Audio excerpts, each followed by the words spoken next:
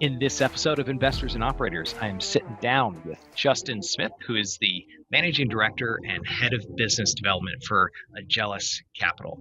Today's episode is really for business owners, operators, anyone thinking about selling their business and kind of scratching their head about what does a roll-up strategy look like when you work with a partner at a private equity firm? What does the integration strategy look like? And we're also going to be talking a little bit about the state of the market for sellers. And is this a good time to sell or not? Some of the considerations with that. So, founded in March of last year, 2024, Agellus is a private equity firm that invests in controlled transactions of essential non-discretionary services. And they raised their first fund of $400 million last year. And Justin, I would love to turn it over to you to kind of fill in some of the gaps on the overview of the firm, and then we'll dive into the topics around the roll-ups that you've done and the integration strategy. Great. Jordan, thanks for having me. I'm excited to talk about Agellus and the broader market today. Agellus came together last year, so March of 24, and was created by two best friends who had known each other for 15 years and started their career in private equity on the East Coast at Audax, which is well known for being a big, successful fund that has really mastered the art of roll-ups. So they met there, began working there, and then stayed close. Jeff migrated to St. Louis later in his career, doing the same types of deals for Thompson Street Capital Partners. And then in March of last year, both Jeff and Bo left those respective firms to start Agellus. I joined on day one, wanted to be a part of it, moved my family from Texas to St. Louis, and now we're off to the races. Fast forward to today, we were able to raise our inaugural fund in 18 weeks, a $400 million committed fund with about a dozen blue chip institutional LPs. And we have done 9 deals, I believe, with a handful of others under LOI that fall under 2 platforms. And our platforms and our investment strategy, to your point, non-discretionary essential services. We look to do roll-ups in those types of businesses where you have very large, hyper-fragmented markets with non-discretionary service offerings, where we can start from a small piece and build a large national strategic asset. That's the playbook. We invest in platforms from 2 to 20 million, 25 million of EBITDA, and do add-ons of any size. And ideally, we'll build platforms to 30, 40, 50 of EBITDA from those small pieces, if not higher, before exiting those positions. And really enjoy working with founders and operators who have built multi-generational businesses over their careers and have a lot of great success stories to tell about those journeys we've taken with those professionals coast to coast over the past 15 years with Jeff and Bo's prior backgrounds. Awesome. So walk us through the first platform. What's the story about how it came together? And then let's kind of dive into and explore just the playbook that you use to do these roll-ups. Because I know as a founder myself, my co-CEO and wife, Jing, when we think about growth, like, yes, I mean, our clients do this for a profession.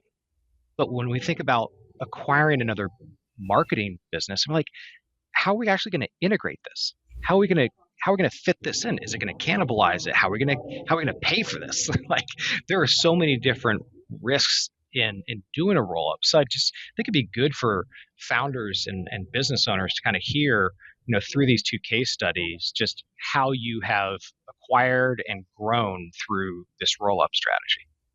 Totally. So our first investment was in August of last year, and it was in the IT managed services space. We invested in a business called BlackPoint IT after doing a lot of research around that sector, IT managed services, non-discretionary, growing well above GDP, massive market, hyper fragmented, with lots of opportunity to build a large strategic asset from small pieces. And so in doing that, we acquired BlackPoint, partnered with that management team, the founders there who are still part of the broader platform, and then began to build a playbook for how that would look to scale through M&A. So a lot of time investing, spending time with bankers, brokers, other founders, buy-side advisors to build a pipeline of folks that look like BlackPoint or have complementary service offerings to BlackPoint to scale. Acquired a second business in December of 2024 called Compass MSP. Sorry, what the first business like how many people was it? Where was it based? Like just kind of general size and shape. Yeah, I believe they had, I want to say around 50 employees. That might be too low. They had an offshore operation in Manila, which is common for these types of white collar services industries. So a nice operation there. Headquartered in Seattle. Their client base was at the SMB or small to mid-sized business market across the West Coast and then down into the Southwest a little bit. So a strong regional player with a good financial profile, history of growth, and a great team. That checked the right boxes for us. So we made that acquisition, closed it in August.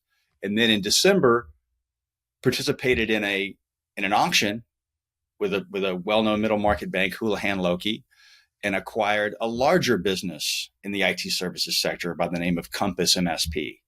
Compass looked a lot like BlackPoint, just had more scale. And after we closed that transaction, it was determined that should be the platform.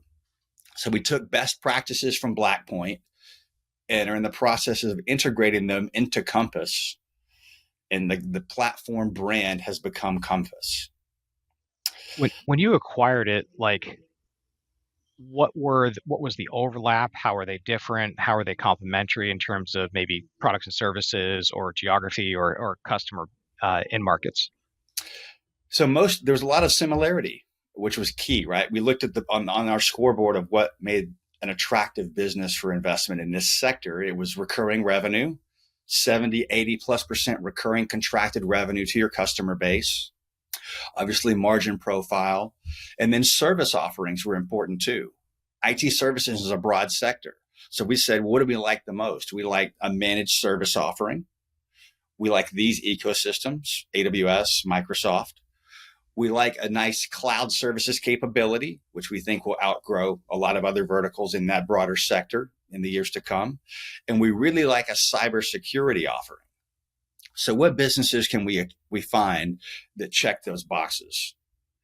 They have a size threshold, they have a margin threshold, and their service offerings align with those of BlackPoint, and they have an outsourced service capability in Manila, ideally, or an adjacent, country.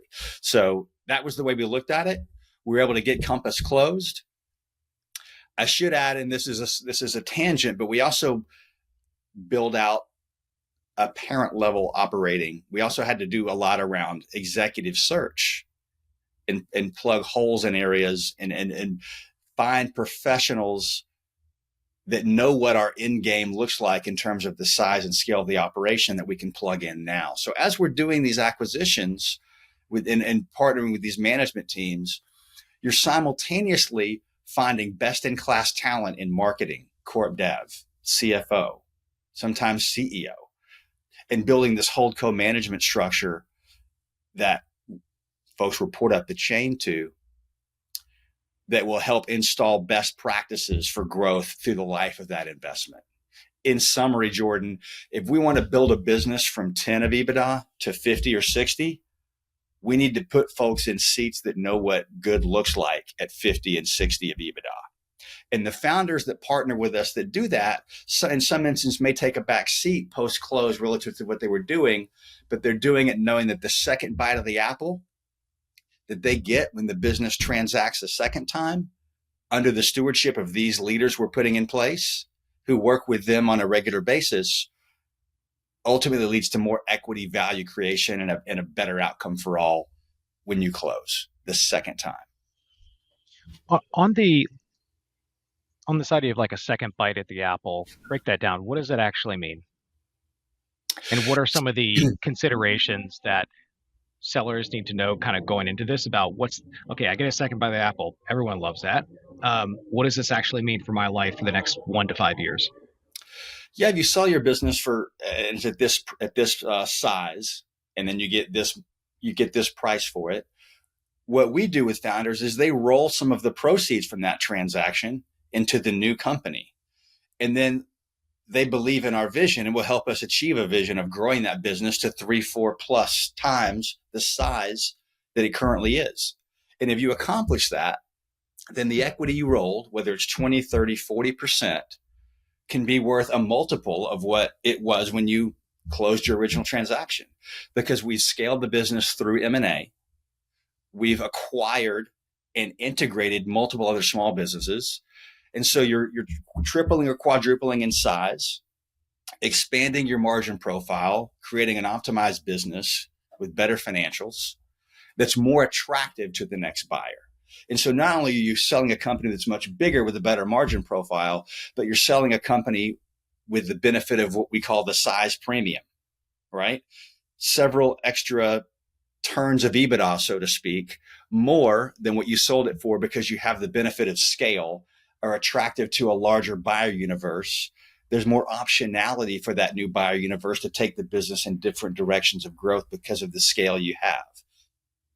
So So it's, yeah, an MSP that has 2 million of EBITDA might trade at 6 times for $12 million, but if they have something that has 20 million of EBITDA that is a nationwide player, it's going to trade at a much higher multiple. They're getting that arbitrage, and they're getting that multiple second bite or the arbitrage. second chance to sell their company. That's it. Multiple arbitrage. So what does that actually mean for me if I'm staying on it for the next how many years? Like, what if I'm rolling over, call it 25%? What is my life for the next 2 to 5 years? It varies, but we want you involved to the extent you want to be. We start from a place of acknowledgement and admiration of what it took the founders such as yourself to get the businesses to that point, 2, 5, 10 of EBITDA, whatever the case is. And we want you to stay on and help grow and manage your team in certain capacities for the next phase. And in doing so, we grow together and you get that second bite of the apple, so that 20, 30% you're rolling ideally is worth more than the 80% you sold the first time, if we're doing our jobs right. And when what are you doing day to day? You can often be in a BD capacity. You're owning and expanding customer relationships. You may own a geography in a large national portfolio company that operates in different geographies. You'll typically report or partner with the holdco C-suite and take a lot of direction from them as the platform grows.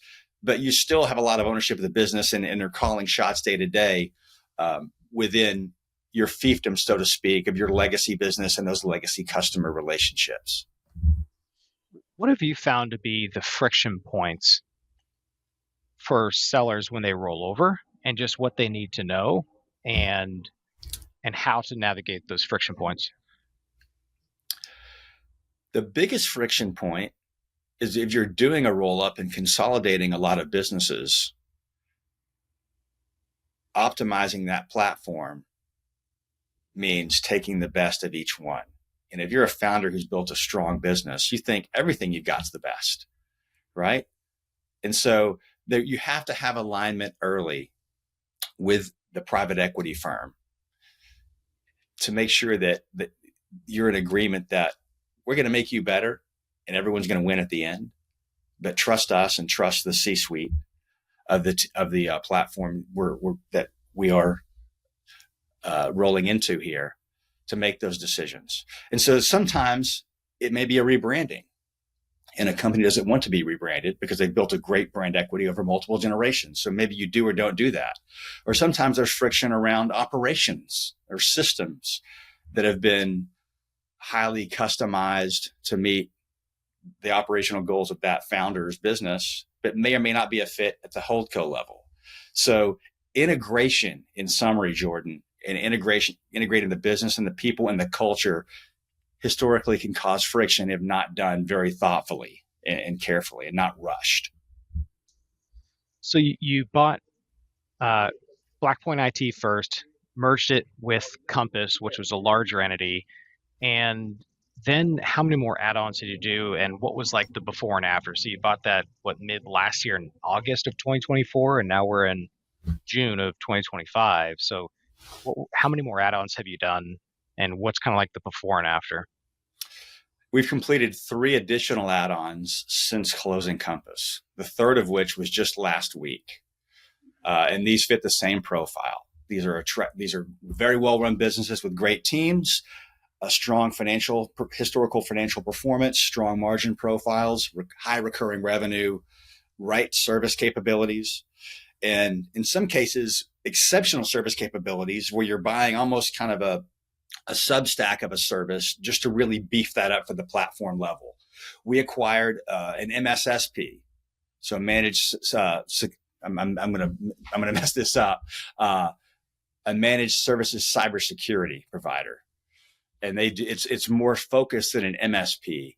They focus almost exclusively on the cyber aspect. So we acquired one of those to beef up Compass's broader cybersecurity capabilities. And then we've acquired 2 other traditional MSPs to scale this platform. So now we have, I want to say, 350 plus employees in both Manila and all over the US, and I believe 7 states that are offering fantastic service to the SMB in market, to customers in various verticals from legal, financial services, healthcare, and heavy industrial in markets. And the goal now, with a new CEO at the helm who just arrived, a gentleman by the name of Michael Rapp, was initially on the board, is now in the C-suite, knows what great looks like, kind of catching our breath for a minute, taking a lay of the land, focusing on really integrating these businesses for best in class across the board, and then ramping back up and doing more M&A. So anything else that's noteworthy on the Compass integration story, or any kind of key? What do you think are like the key learnings from the past year of things that you guys did really well, and maybe things that to opportunities to improve? That's a great question, and probably better answered by some of my colleagues on our team that work with Compass day to day. So in addition to business development and our deal team, we have a strat ops function at Agellus that works daily with the portfolio companies, and they help to find and put the talent in place to scale the platform. They help with kind of the early days post close, getting the business in shape to position to scale. They work with the team to help integrate the add-ons and give them the internal capabilities to do that in the future. I'll stress here that team their focus is really to position that business to be a self-sustaining engine for both organic and inorganic growth. But they work heavily with the portfolio companies during the early stages of the hold, and they are the ones that could best answer what did we do right and what did we do wrong. As the BD guy, I'll talk my own book. What we did do well is we've got a great pipeline of investment add-ons for the team. So we've looked at a couple hundred of MSPs over the last 9 months, bid on more than a dozen, and we're able to close 5, including our platform Compass. So we got that part right. And in terms of what we got wrong, there's certainly things we could improve. If I'm being super honest, maybe slowing the M&A down just a touch, so that you make sure you're integrating things sequentially as opposed to integrating them after doing a handful at a time. But again, that's probably better answered for some other folks on the team. But I'll just underscore the importance of integration and how at exit, that's one of the most highly scrutinized diligence items for any potential buyer. And that's a new phenomenon that wasn't there 5 years ago. How do you approach debt on transactions? Because I've, heard quite recently, not more than one story about how the owner or the sellers who are now going to be hanging on for a while. There's like we got saddled on with a whole bunch of debt we can't even service, and How do you guys approach debt in these transactions? What do sellers need to know? If we're talking to you and looking to acquire your business, then it's a fantastic business with great historical financial metrics that's growing well, that can handle a debt load. So that's most important. We're not opportunistic buyers or buyers that do turnarounds or buyers that are acquiring businesses that are not super attractive to a lender. So that's the starting point. But we use leverage. That's the private equity model.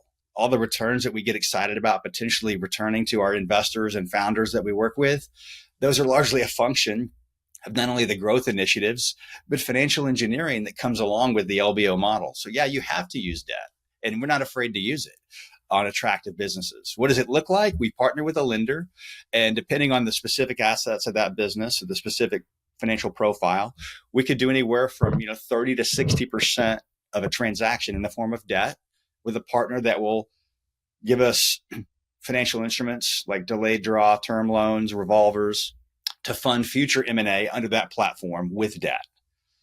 You establish a debt ratio that you're comfortable with and covenants that you're comfortable with, go into an agreement with that lender. But the idea is we need a financial partner that will let us borrow money to scale this business aggressively, that believes in what we can do and what we have done in the past. So do not be afraid of the debt. Use it wisely, but don't be afraid to use it aggressively. Well, and I think a lot of owners might not have used that instrument to, one, just pursue deals in general, and then two, how to actually do the deals in the past. And I think that's one of the benefits of working with a partner who does this as a profession, is they can think of, show you the blind spots on growth and think through that, and has known how to manage that. And also, like, from where the partners have come from, like, it's not the first rodeo. They've done it Yeah, with some very large institutions. it's our whole our value proposition. If you want to take your business that's now at 5 of EBITDA and take it to 10 of EBITDA over 5 years, then sell to someone who doesn't like debt and is all about organic growth. It is very risk averse and is going to take what you've done and continue to do that and slowly grow. But then your second bite is not much of a bite. We want to sell you something big, a big vision, and a vision that the partners have historically done to great success. Lynn the plumber was a Harvard case study in a residential services roll-ups that Jeff Aiello, our co-founder, completed while at Thompson Street. That was a business that was acquired during the COVID era, grew very aggressively via inorganic growth and organic growth. And I think within 3 years, if not less, if I recall, that business was sold to L Catterton at a 22x multiple of EBITDA. So those types of stories, there's others that Bo and Jeff have both done, and everything from transportation and logistics to industrial and commercial services, distribution. It's the same story. That aggressive playbook, you need debt and you need a partner you can trust to aggressively grow that business to get that second bite to be as big as possible. When do you think a company is ready to start doing acquisitions, and when are they not?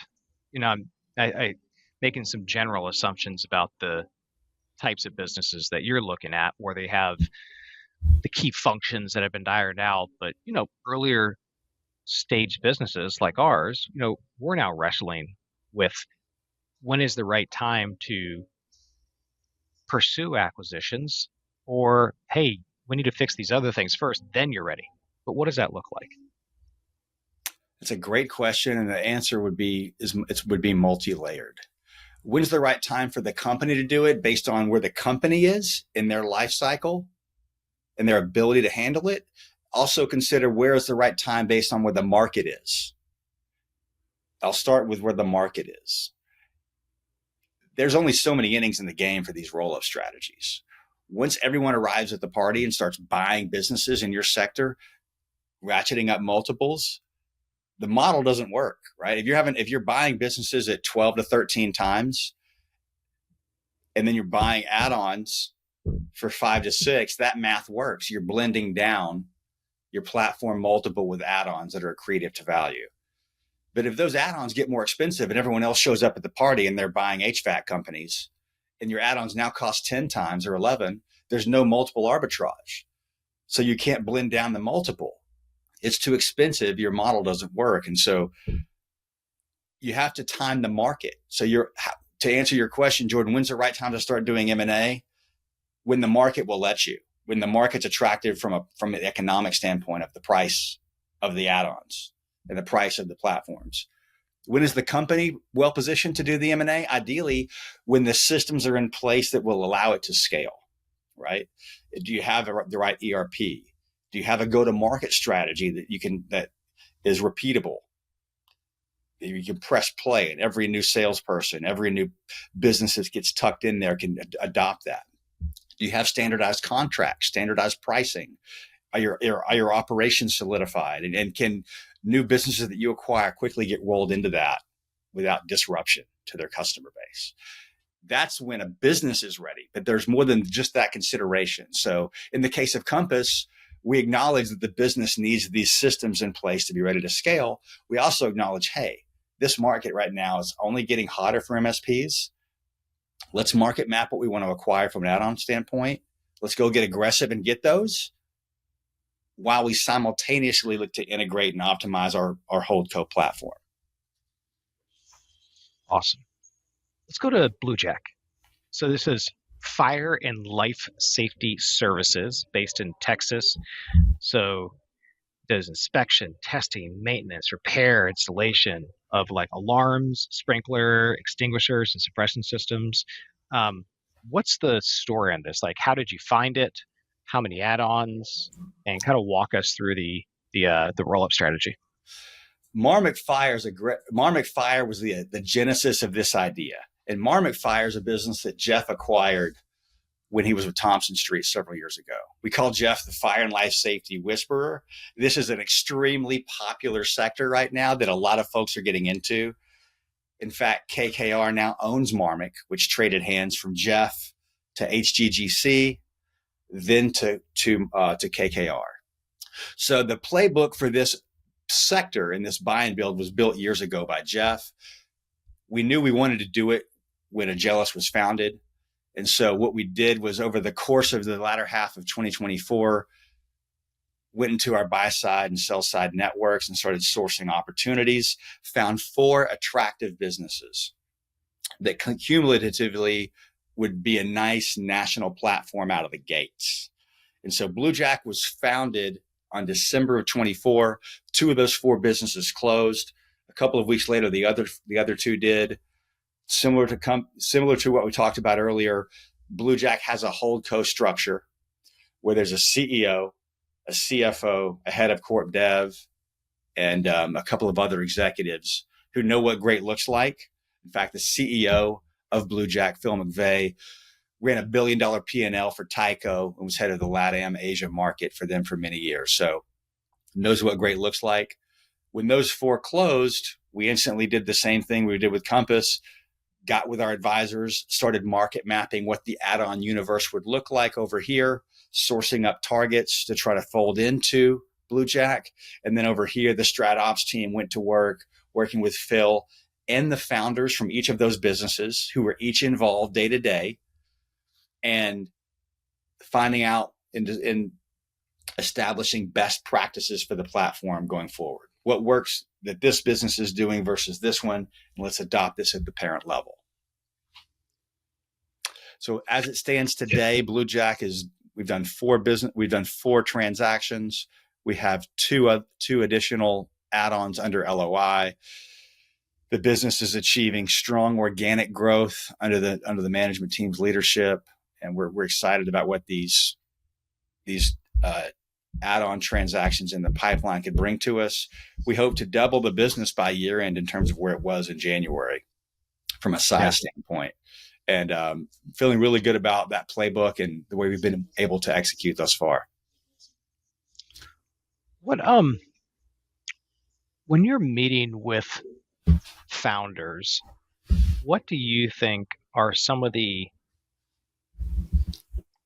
biggest surprises that they have of what's possible in working with you all? It's a great question. It's the success stories the partners have had in the past. I think there's no better selling point if a private equity investor flies out to your hometown to sit down with you. There's no better selling point to what they can do for your business than to tell you the stories of what they've done for other businesses. I told you the story of Lynn the plumber. He's an investor in our fund. So not only did Jeff achieve a great outcome for him and execute a great playbook for a buy and build in plumbing with his business, but it went so well that he put his own funds into our fund. The same is the case for the founder of Marmot Fire, Michael Teeter, an investor in our fund. So if you can fly out and tell the story, here's exactly what it looks like, and here's what I've done time and time again with businesses just like yours. Here's what we avoided. Here's what we did right. Here's what we did wrong. And here's how we can do this together. That's the most compelling way to get a founder to partner with you for the next opportunity, and based on what we've seen so far. Let's kind of go to the next topic about building something that is able to be sold. If I'm a founder of a non-discretionary business that could potentially fit your investment criteria in a year or two, like what have you found might be some of the common themes of the businesses that could be ready in a year or two, but the things that they need to fix before they're ready to be sold? That's a great question. You probably answered those questions for clients as in your investment banking days. Scalable systems, right? Private equity companies that see your business see this is a hyper discretionary, fragmented business that we can grow and grow quickly, but we are only able to do it to the extent that this business has scalable systems. So, as I mentioned earlier, financial systems like ERPs, a CRM, standardization and pricing and go-to-market strategy and sales and marketing, and just has identified best practices and best tools for that sector to scale their businesses and has them ready to go. So that would be one of the most important, if not the most important.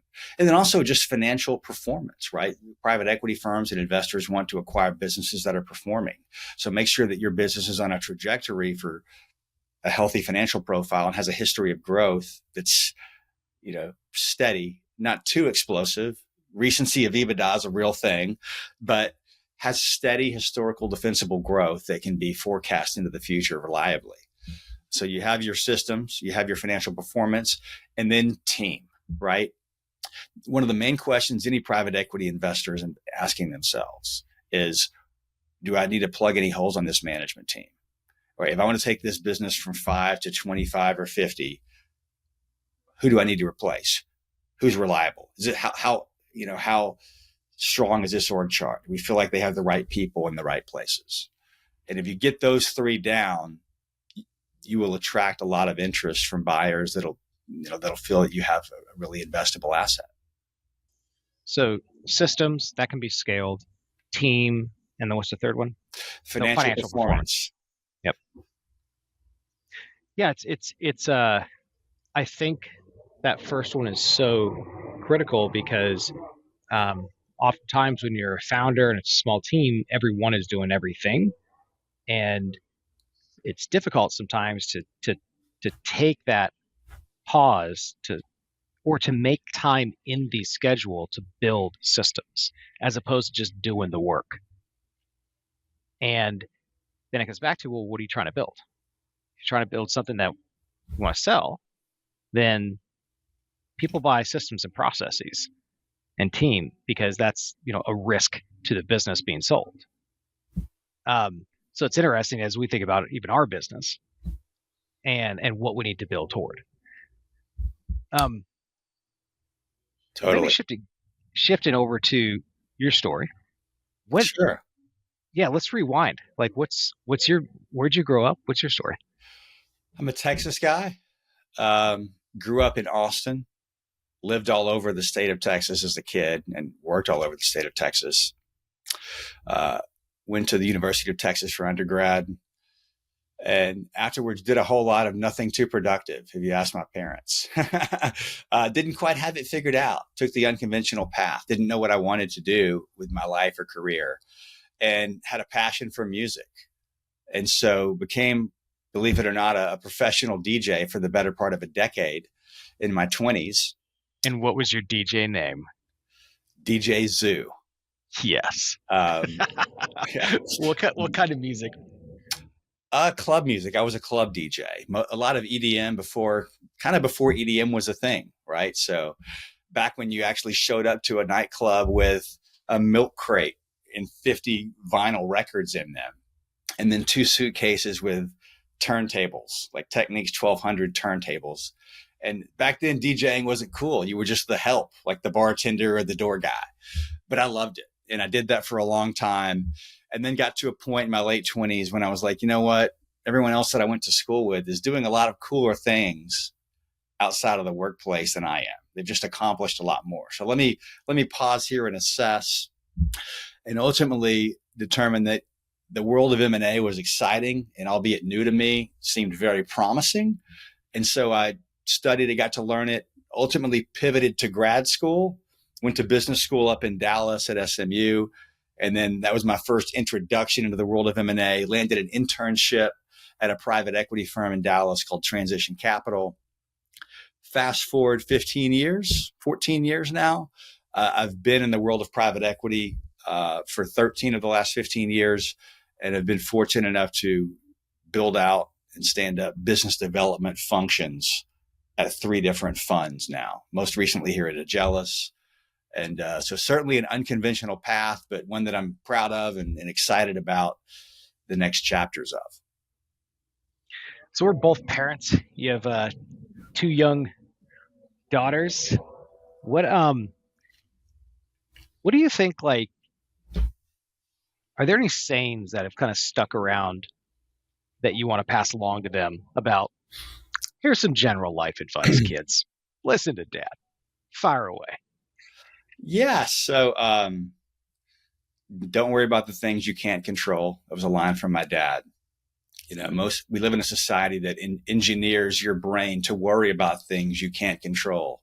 Anxiety building from social media, the news, broadcast. The one bad thing that's happening in every little corner of the world gets hit to your phone every day. So we live in a world of manufactured anxiety.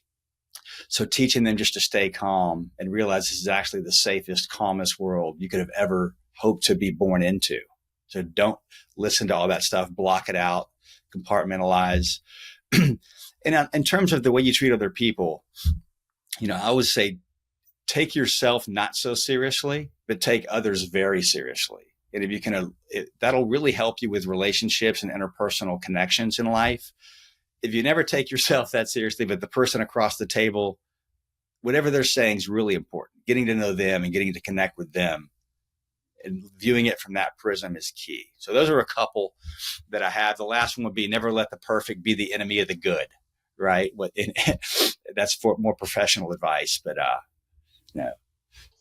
Yeah, it's interesting, especially in the industry and just the pedigrees of where this community comes from. Like when you're trained as an analyst at an investment bank of like, why is this size 10.5 font and not 11 font? And I see this small mistake, like you tend to overthink. And I mean, you're trained like that for a reason, because it actually can have pretty big implications. Maybe a wire was sent with the wrong number in it or whatever it is.